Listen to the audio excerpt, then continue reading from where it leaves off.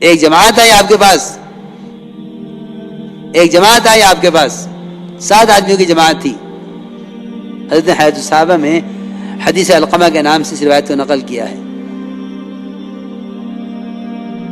جماعت آپ کے پاس آئی، آپ نے پوچھا ما انتم، تم کیا ہو؟ یہ فرمایا کون ہو؟ ہم میں سے کوئی ہوتا تو آگے بڑھ کے تعارف کراتا کہ ہاں میں تاجر ہوں، ہاں میں وزیر ہوں، ہاں میں صدر ہوں، اور اتنا ہی نہیں بلکہ فخر کرتا اس پر. آج کوئی کہنے والا نہیں ہے کہ میں ایمان والا ہوں، کیونکہ انسان کی فطرت ہے، اس کا مزاج ہے کہ جس لائن کی محنت کرے گا اسی لائن کا کہلایا جائے گا. جتنی نسبتیں قائم ہوئی ہیں نا دنیا میں، وہ ساری نسبتیں صرف مقصد کے بدلنے کی وجہ سے قائم ہوئی ہیں. کسی نے یہ نہیں کہا ہم تاجر ہیں، کسی نے یہ نہیں کہا ہم کاشتکار ہیں. سب نے ایک آواز ہو کر کہا کہ یا رسول اللہ ہم سب کے سب ایمان والے ہیں. آپ نے فرمایا تمہارے ایمان کی کیا علامت ہے، کیا دلیل ہے کہ تم مومن ہو؟ انہوں نے عرض کیا کہ ہمارے اندر 15 خصلتیں ہیں. سب سے پہلی بات تو یہ ہے کہ 5 چیزیں ہمیں آپ کی جماعت نے آ کر سکھلائی ہیں کہ ہم ان پر یقین رکھیں، ان پر ہمارا ایمان ہے. پہلی بات یہ ہے کہ ہم ایمان لائے اللہ پر،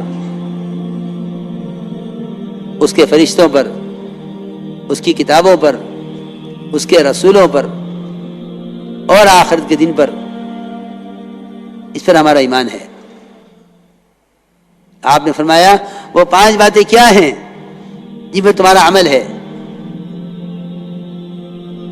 عرض کیا کہ آپ کی جماعتوں نے آ کر ہمیں 5 باتیں وہ سکھلائی ہیں جن پر ہمارا عمل ہے کہ ہم سب سے پہلے گواہی دیتے ہیں اس بات کی کہ اللہ کے سوا کوئی عبادت کے لائق نہیں اور محمد صلی اللہ علیہ وسلم اللہ کا بندہ، اس کے رسول ہیں. اور نماز قائم کرتے ہیں، زکوٰۃ ادا کرتے ہیں، رمضان کے روزے رکھتے ہیں، بیت اللہ کا حج کرتے ہیں. یہ 5 وہ ہیں جن پر ہمارا عمل ہے. یہ فرمایا کہ نماز قائم کرتے ہیں. میرے بزرگ دوستو عزیزو، نماز کا اگر نماز قائم کر لی جاوے، واقعی نماز قائم کر لی جاوے، تو یقینی بات ہے کہ پورا دین قائم ہو جائے گا. کیونکہ آپ نے فرمایا ہے، یقینی بات ہے، من اقامہا فقد اقام الدین. جس نے نماز کو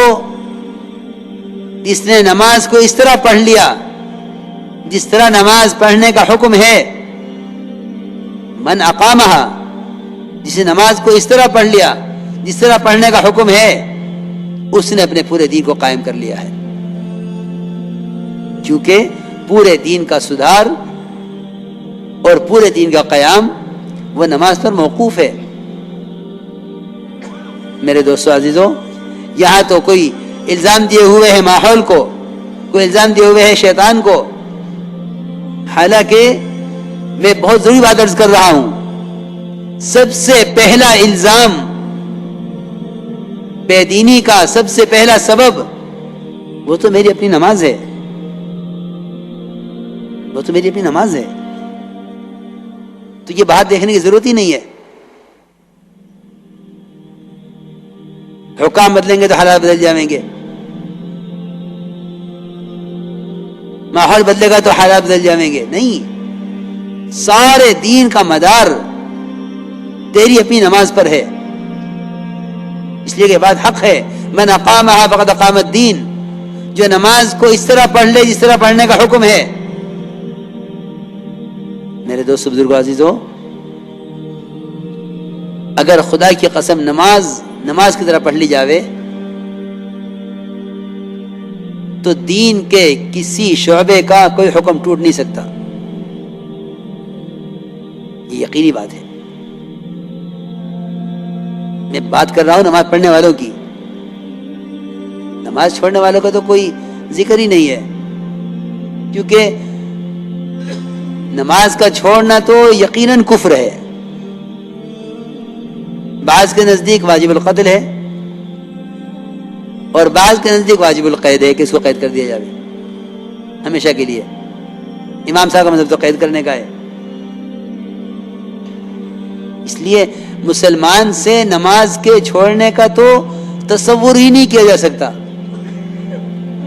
جس طرح ایک مسلمان سے کفر کا اور ارتداد کا تصور مشکل ہے، محال ہے، اس طرح ایک مسلمان سے نماز کا چھوڑنا اس کا تصور مشکل ہے، محال ہے، ممکن نہیں ہے.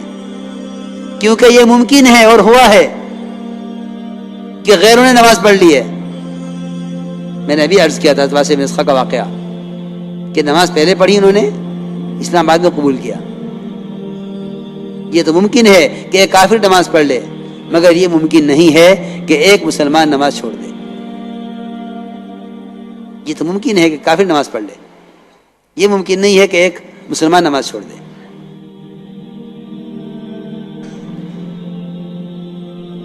تو میں تو عرض کر رہا ہوں نماز پڑھنے والوں کی بات ہو رہی ہے کہ نماز پڑھنے والوں کی بے دینی کا کیا سبب ہے، کہ نماز پڑھنے والوں کی بے دینی کا سبب ان کی نماز کی خرابیاں ہیں. کبھی نہیں غور کیا اس پر، کبھی غور نہیں کیا اس پر. میں جو عرض کر رہا تھا شروع سے کہ دعوت اور عبادت کا جمع کرنا اصل ہے. جمع کرنا یہ نہیں ہے کہ نماز پڑھ لی، بلکہ ابن عباس اور عبداللہ ابن مسعود دونوں کا قول ہے کہ جس شخص کی نماز اس کو منکر سے نہیں روکتی، اس کی نماز اس کو اللہ سے دور کرتی رہتی ہے. نماز تو اللہ کے قرب کا سبب ہے، مومن کی معراج ہے.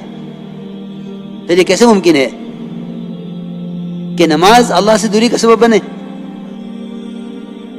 اس سے زیادہ قرب کا تو کوئی موقع نہیں ہے، تو مومن کی معراج ہے. اللہ مجھے معاف فرمائے.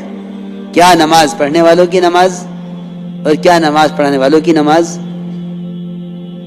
صلو کما رأیتمونی اصلی، صرف ایک نماز کو نمونہ بنایا گیا ہے، صرف ایک نماز نمونہ ہے، باقی خدا کی قسم کسی کی نماز نمونہ نہیں ہے. صلو کما رأیتمونی اصلی، کہ نماز اس طرح پڑھو جس طرح مجھے پڑھتا ہوا دیکھ رہے ہو. صحابہ کرام نے آپ کی نماز کو جس طرح دیکھا اس طرح نقل کر دیا. اس لیے حدیث میں آتا ہے کہ جو شخص رکوع سے اٹھنے کے بعد اپنی کمر کو سیدھا نہ رکھے، اللہ اس کی نماز کی طرف نظر اٹھا کر نہیں دیکھتے. صحیح حدیث ہے. من لم يقم صلبه بين الركوع والسجود لم ينظر الله الى صلاته، کہ اللہ اس کی نماز کی طرف نظر نہیں اٹھا کر دیکھتے کہ یہ کیا کر رہا ہے.